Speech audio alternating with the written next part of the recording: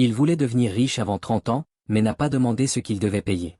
Bienvenue dans Nostalgie africaine, là où chaque histoire porte un secret. Jean avait 27 ans. Il venait de perdre son emploi dans une société de livraison. Il vivait encore chez sa mère dans un petit quartier de Yaoundé. Chaque jour, il regardait les autres réussir, les voitures neuves, les montres en or, les selfies à Dubaï. Mais lui, il n'avait même pas 1000 francs dans sa poche. Une nuit, alors qu'il pleurait en silence dans son lit, il a murmuré « Seigneur, fais quelque chose.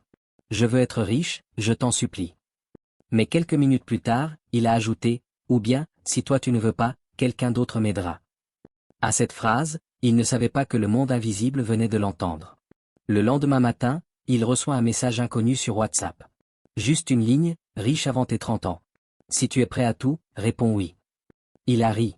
Il pensait que c'était un spam mais sa curiosité était plus forte. Alors, il a écrit oui. Une minute plus tard, un deuxième message arrive avec un numéro camerounais et un mot. Minuit, apporte une bougie noire. Viens seul. Jean a frissonné mais il a pensé à sa vie, à sa pauvreté, à sa mère qui souffre, à ses chaussures trouées, à ses rêves qu'on a toujours écrasés. Et il a dit, même si c'est dangereux, je n'ai plus rien à perdre.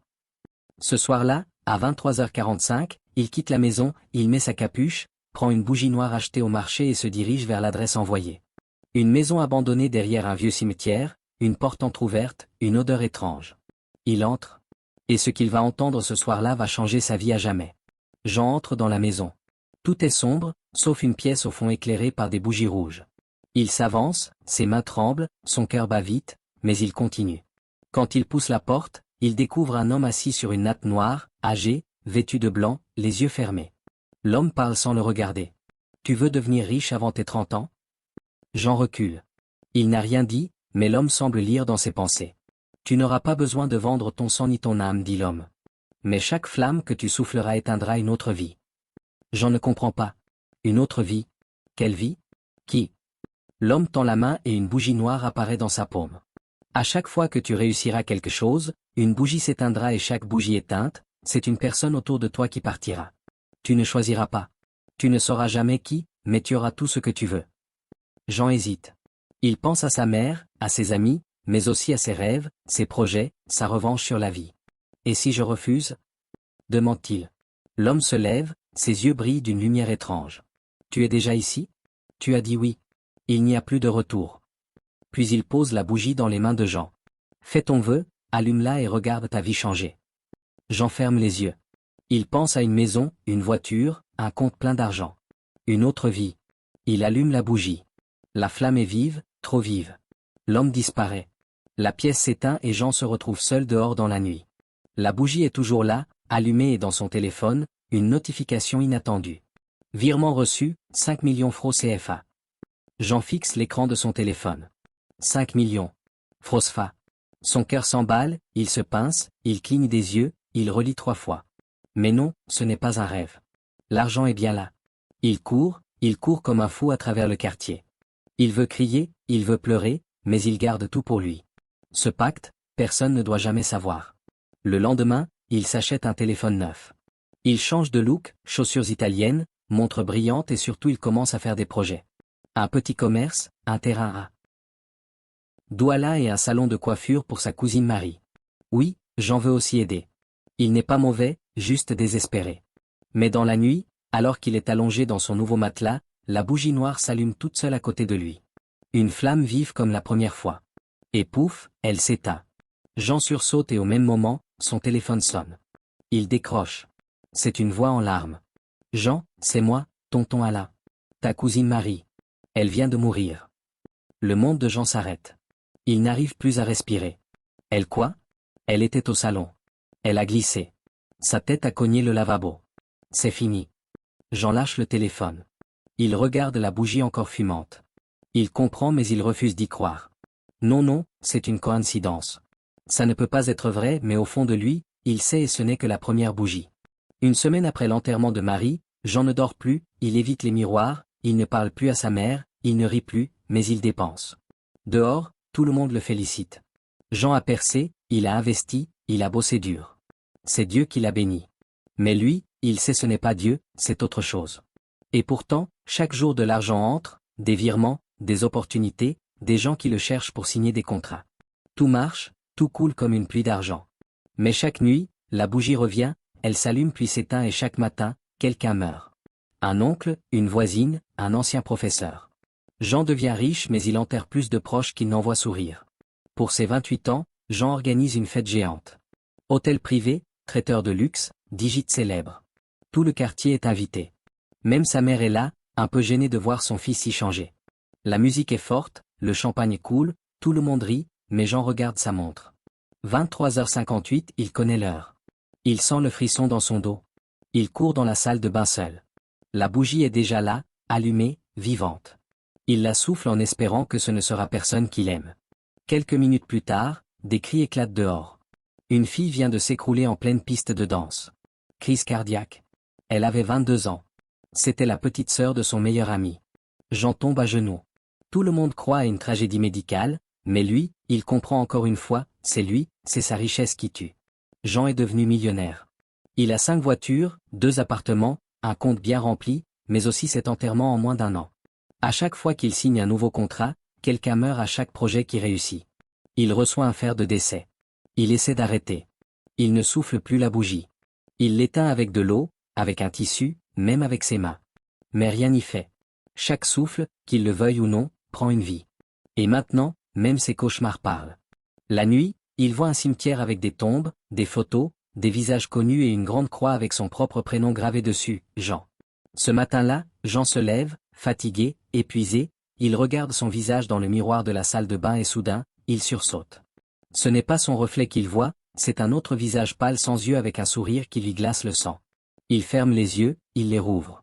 Le miroir redevient normal mais il comprend. Quelque chose vit avec lui.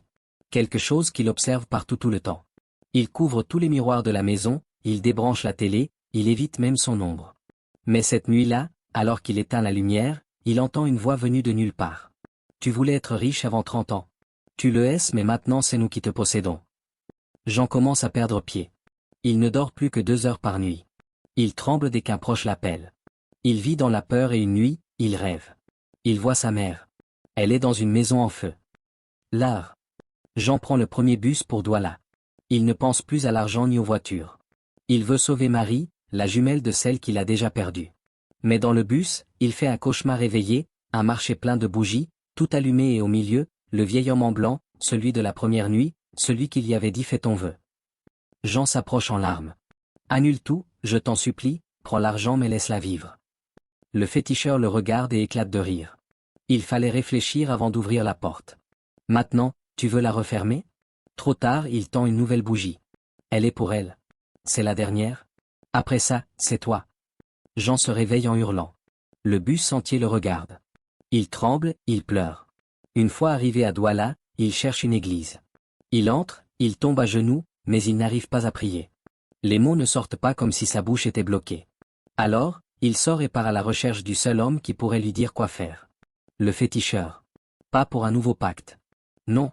Mais pour rompre celui qui l'a fait, il retourne dans la vieille maison, celle du premier soir. Mais cette fois, le décor a changé. Pas de bougie, pas de natte, pas de lumière, juste une tombe fraîchement creusée. Et sur la pierre, Jean, celui qui voulait devenir riche avant 30 ans, Jean recule en voyant la tombe. Son prénom est là. Sa date de naissance aussi, mais à la place de la date de mort, il y a écrit à minuit, ce soir il tombe à genoux, il pleure, il supplie. Seigneur, sauve-moi. Je t'en supplie, je me suis trompé. J'ai voulu aller trop vite, pardonne-moi. Et soudain, le vent souffle fort. Les portes de la maison claquent. Des ombres rampent sur les murs. La voix du féticheur résonne dans le vide. Ce n'est pas Dieu que tu as appelé le premier jour, c'est moi et moi seul. Jean se lève, ses larmes deviennent feu, son cœur bat fort. Il court, il fuit la maison. Mais les rues sont vides, tout est sombre. Pas une voiture, pas une lumière. Comme si le monde s'était arrêté, il court vers une église qu'il aperçoit au loin. Une vieille chapelle en bois. Les cloches sonnent minuit. Il entre en hurlant, « Prophète, priez pour moi. Quelqu'un m'a piégé. Je vais mourir. » Un vieux pasteur sort de l'ombre. C'est le même vieil homme qu'il avait vu à l'hôpital. « Tu veux vivre? Renonce à tout, à ton argent, tes titres, tes voitures et confesse ton péché devant Dieu, devant les hommes. » Jean tombe au sol, il crie, il avoue tout. Chaque pacte, chaque mort, chaque bougie, il se met à trembler. Sa bouche mousse, il convulse. Quelque chose en lui hurle à l'intérieur. Le vieux pasteur prie fort sans s'arrêter par le nom de Jésus-Christ, quitte ce corps, libère cet homme. Un cri inhumain sort de Jean, un cri qui n'est pas le sien. Puis un grand silence, Jean s'évanouit et tout devient noir. Jean ouvre les yeux. Il est allongé sur le sol froid de l'église. Autour de lui, silence, plus de voix, plus d'ombre, plus de souffle démoniaque. Il est libre.